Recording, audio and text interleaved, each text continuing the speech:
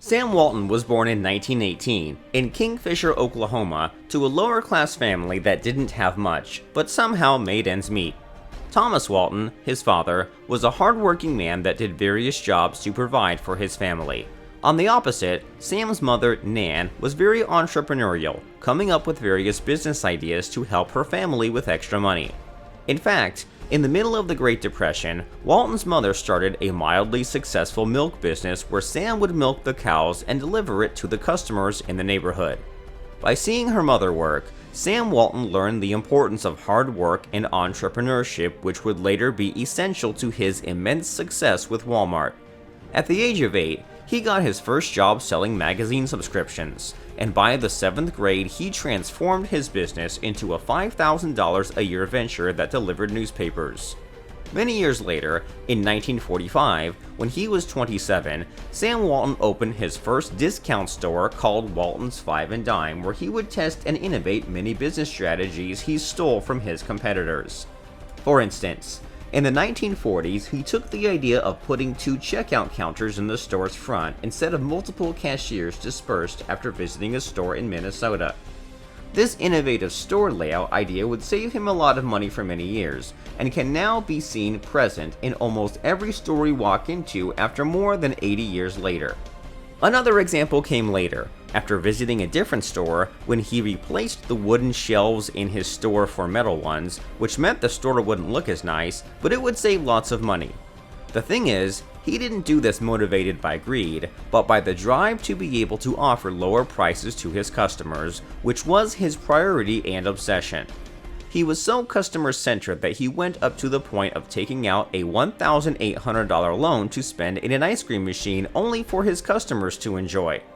Moreover, to differentiate from his competitors, he would keep his store open for longer and with a wider variety of products, something that no other store did at the time. This customer-centered philosophy became a hallmark of Sam Walton's Walmart's 18th store in 1969 with a slogan that read, "Low prices, long opening hours, and free parking for all Walmart's customers."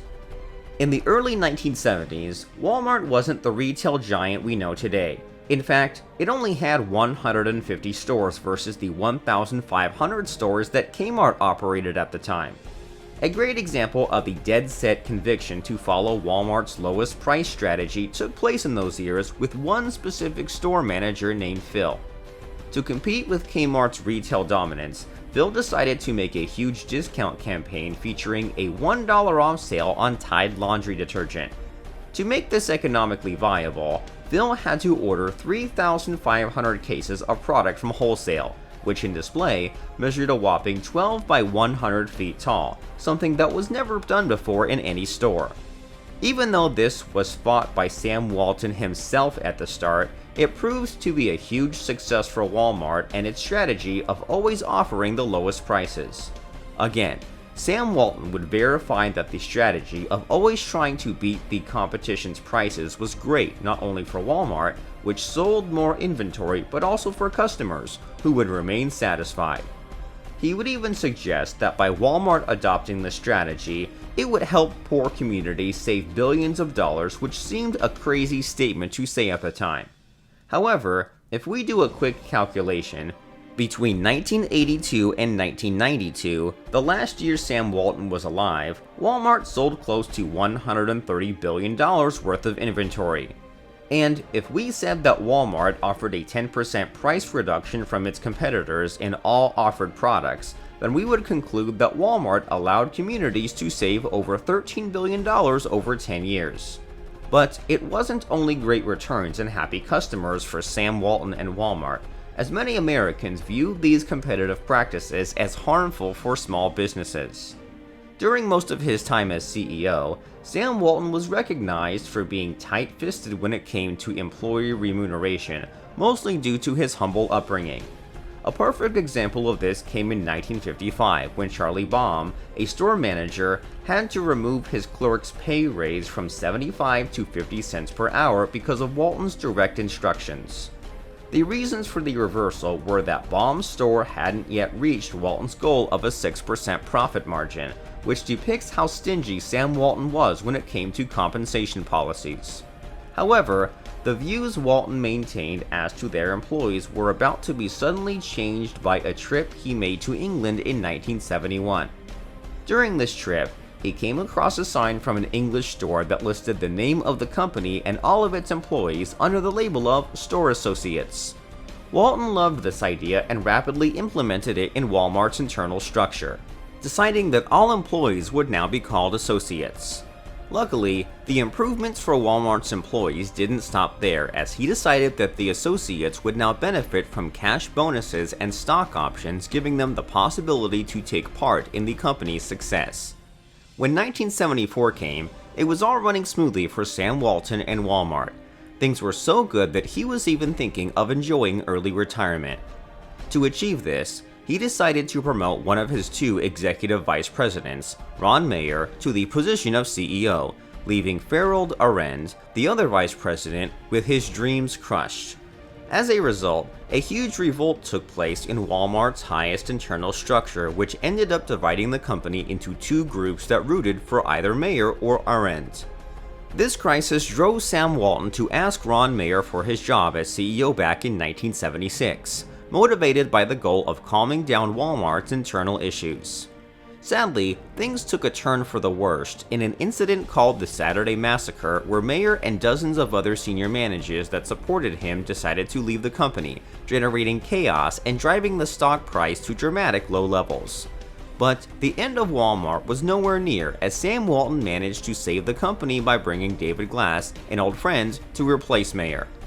Under Glass' leadership, Walmart was able to surpass past traumatic experiences, exceeding everyone's expectations, and getting back to the track of massive success. In fact, things became so great for Walmart that in 1984 the company reached an incredible financial milestone that even Sam Walton himself didn't believe possible: an 8% pre-tax profit. Walton was so sure that this would never happen that he ended up losing a bet to David Glass, where he had to step out onto Wall Street dressed in a Hawaiian outfit and perform a hula dance with ukulele players. However, not everything was money and power for Sam Walton. In fact, he was a big believer in giving back to the community, especially in the form of donations to improve education. For instance, in the early 1990s, he sponsored 180 Central American children with scholarships to American universities, as he believed once they received a great education, they would return home and help in solving their home country's political and economical issues. Moreover, by 1992, the Walton family had awarded 70 university scholarships per year to the children of Walmart associates in their quest to improve their employees' lives. But sadly, that wasn't the only happening of that year, as Sam Walton's life would come to an end due to a sickness called multiple melanoma, a type of blood cancer. And that's how the life of Sam Walton, the retail genius that created Walmart and one of the most influential American billionaires that has ever lived, came to an end. At the time of his death, Walmart had 1,960 stores opened and 380,000 employees, which seems small compared to the 11,500 stores and 2.2 million employees it has now. As we mentioned at the beginning of this video, Sam Walton came from a humble and hard-working family, and through hard work and luck ended up creating a retail giant that is present in our daily lives even today.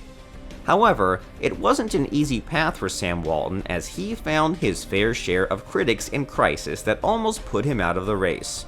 Did he do the right thing? Would Walmart be even bigger if he had approached things differently? What do you think? Thank you for taking this time to watch this video. If you like it, you can give it a like or share it. And if you'd like to get notified when I publish new videos like this one, consider subscribing and clicking on the bell to get notified when this happens.